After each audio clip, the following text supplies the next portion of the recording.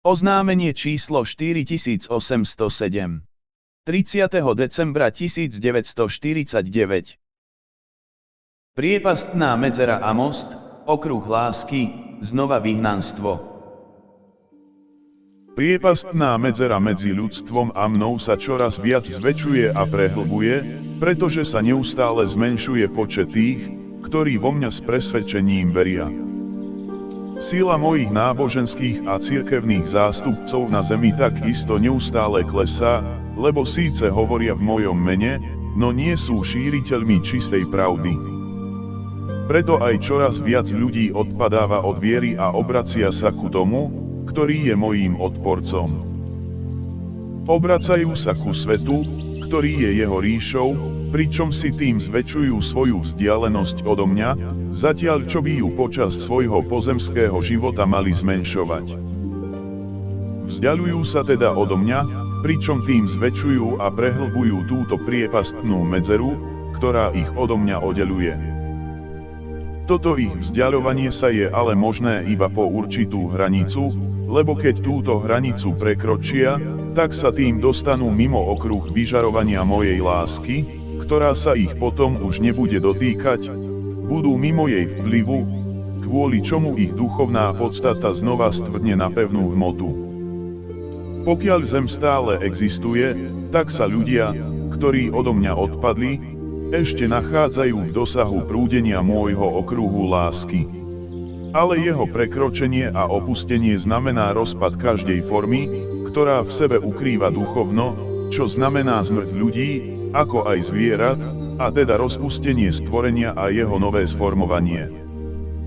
Žiadna bytosť sa nemôže odo mňa beztrestne vzdialiť, pretože ak stratí mňa, stratí aj svoj život. Preto sa musí každý, kto chce ostať nažive a chce svoj život aj navždy zachovať, usilovať o mňa a hľadať ma, a tým zmenšovať tú priepastnú medzeru medzi ním a mnou. Ale u koho niet viery vo mňa ako Otca a Stvoriteľa večnosti, u toho niet ani cesty cez túto priepasť, pretože most, ktorý cez ňu ku mne vedie, je pre neho neviditeľný.